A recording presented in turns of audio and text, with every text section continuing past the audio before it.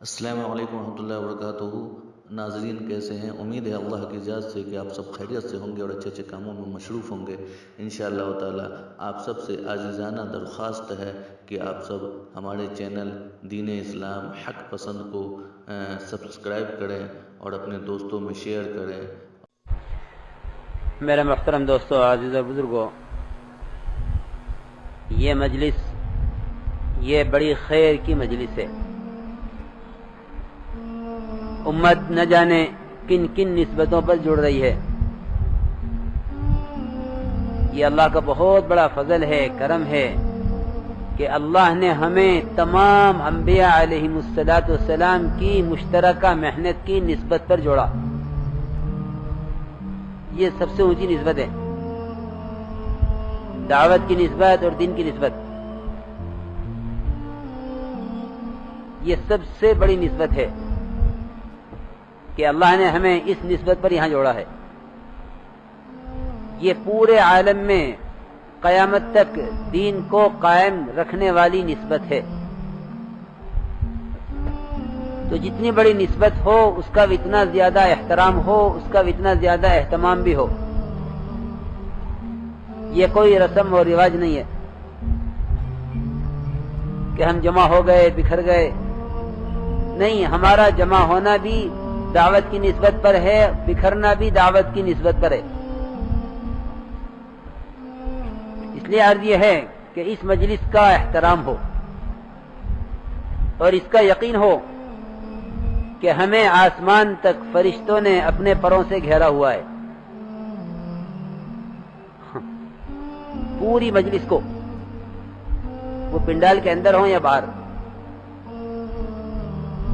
پوری مجلس کو فرشتوں نے اپنے پروں سے آسمان تک گھیرا ہوا ہے، اس لیے کہ حدیث میں اس کی فضیلت وہ صرف ذکر پر نہیں ہے، بلکہ جو قوم اللہ کے جس حکم کے لیے جمع ہوگی اس کے لیے اللہ کی طرف سے یہی فضیلت ہے۔ یہ ذکر کی مجلس ہے، اس لیے کہ دین کی بات کا کہنا بھی ذکر ہے، دین کی بات کا سننا بھی ذکر ہے، دین پر عمل کرنا بھی ذکر ہے، دین پر عمل کرنا بھی ذکر ہے، دین کی بات کا کہنا بھی ذکر ہے، دین کی بات کا سننا بھی ذکر ہے۔ اور فرشتے ذکر کی مجلس کو گھیرتے ہیں۔ اس لیے پورے مجمع سے درخواست یہ ہے کہ جو لوگ بازار میں یا ادھر ادھر پھر رہے ہیں، یا یہ خیال ہے کہ آواز تو یہاں تک پہنچ رہی ہے، کہ فرشتے آواز کو نہیں گھیرتے، فرشتے تو مجلس کو گھیرتے ہیں۔ میرے محترم دوستو، عزیز اور بزرگوں، اگر ایک انڈا مرغی کے پر سے باہر رہ جاوے، اس میں حیات نہیں آتی۔ اگر ہم میں سے کوئی فرد فرشتوں کے پروں سے باہر رہ گیا، اس مجلس سے دور رہ گیا، بھلے اس تک آواز پہنچتی ہو، اس میں ہدایت کیسے آ جاوے گی؟ اس میں ہدایت کیسے آئے گی جب ایک انڈے کے اندر مرغی کے پروں سے الگ رہنے میں حیات نہیں آتی؟ اس لیے ہم اس مجلس میں جڑ کر بیٹھیں اور جم کر بیٹھیں اور پوری بات سنیں، پوری بات سنیں، اور صرف سننا ہی نہیں بلکہ عمل کرتے ہوئے امت تک یہ دعوت پہنچاویں۔ اس لیے کہ یہ ساری محنت، یہ ساری دعوت عملی ہے، کہ اگر دعوت کے ساتھ عمل جڑا ہوا ہے تو ایسے شخص کا دین سب سے اچھا ہوگا۔ یہ قرآن کا فیصلہ ہے، وَمَنْ أَحْسَنُ قَوْلًا مِّمَّنْ دَعَا إِلَى اللَّهِ وَعَمِلَ صَالِحًا۔ مفسرین نے تفسیر کی ہے اس کی کہ اس شخص سے اچھا دین کس کا ہوگا جو دعوت دیتے ہوئے خود بھی عمل کرے۔ یہ تفسیر کی ہے علماء نے۔ وَمَنْ أَحْسَنُ قَوْلًا، قول کا معنی باتوں کا نہیں کیا ترجمہ، یہاں قول سے دین مراد لیا ہے۔ اور قول سے عمل مراد لیا ہے. ومن احسن قولا کا معنی ہے ومن احسن دینا ومن احسن عملا، کہ سب سے اچھا دین اس شخص کا ہوگا جو دعوت دیتے ہوئے عمل کرے. اس لیے میرے محترم دوستوں، بزرگوں، عزیزوں، ہمیں عمل کے ارادے سے سننا ہے اور پھر اس کی دعوت دینی ہے، تاکہ امت میں دین قیامت تک دعوت سے قائم رہے. اس لیے دو ذمہ داریاں ہماری ہوں گی. ایک ذمہ داری یہ امت تک دین کے پہنچانے کی، ایک ذمہ داری اپنی ذات سے اس پر عمل کرنے کی. لیکن سوال اس بات کا ہے کہ دین زندگیوں میں آوے کیسے؟ میرے محترم دوستوں، عزیزوں اور بزرگوں، دین آئے گا زندگیوں میں یقین کے راستے سے. کیوں؟ اس لیے کہ دین کو چھوڑا گیا ہے غیر یقینی سمجھ کر، اور دنیا کو اختیار کیا گیا ہے، دنیا کو دین پر ترجیح دی گئی ہے یقینی سمجھ کر. سارا کام یہاں سے بگڑا ہے، سارا کام یہاں سے بگڑا. باوجود دین کا علم ہونے کے دین نہیں ہے. معلوم ہے کہ یہ کام حرام ہے، لیکن اس سے بچنے کی طاقت نہیں ہے. معلوم ہے کہ یہ کام ناجائز ہے، مگر اس سے بچنے کی طاقت نہیں ہے. حضرت سمجھتے تھے کہ امت میں بے دینی صرف جہالت کی ہی وجہ سے نہیں ہے، بلکہ باوجود علم کے بے دینی ہے. کیوں؟ میرے محترم دوستوں، بزرگوں، عزیزوں، دیکھو، عمل کی بنیاد اور عمل کی اساس ایمان ہے. کہ ایمان اللہ کا خوف پیدا کرے گا، اللہ کا خوف یہ حرام سے روکے گا. تمام اعمال کی، تمام نیکیوں کی، تمام اطاعت کی بنیاد یقین ہے. اگر ایمان نہیں ہے تو کوئی عمل نہیں ہے. اگر ایمان نہیں ہے تو کوئی عمل نہیں ہے. کہ تمام اعمال کی بنیاد وہ ایمان پر ہے. اس لیے سب سے پہلی چیز جو اس کام کے ذریعے سیکھنی ہے وہ ایمان ہے. مولانا صاحب رحمۃ اللہ علیہ فرماتے تھے، میں اگر اس کام کا کوئی نام رکھتا تو تحریک ایمان رکھتا. اس کام کا اگر میں کوئی نام رکھتا تو تحریک ایمان رکھتا، کہ یہ کام اپنے ایمان کو حرکت دینے کے لیے ہے. اتنا ایمان سیکھنا ہر فرد کے ذمے فرض عین ہے. بلکہ اسی لیے عرض کیا جاتا ہے کہ دعوت فرض کفایہ نہیں ہے، فرض عین ہے.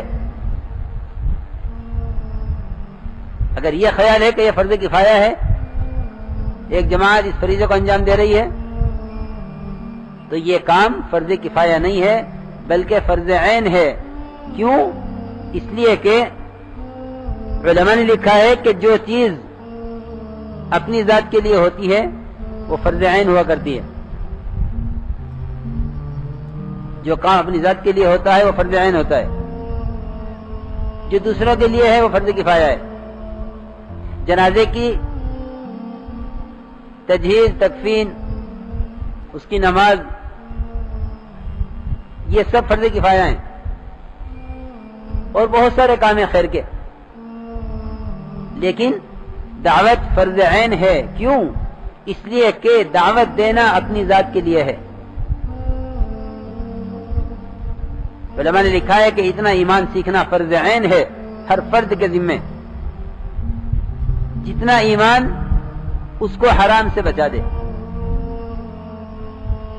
جتنا ایمان اس کو حرام سے روک دے، اتنا ایمان سیکھنا ہر مومن کے ذمے فرض عین ہے.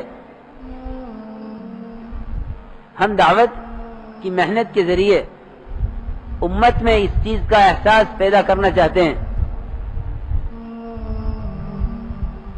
کہ ہر فرد یہ غور کرے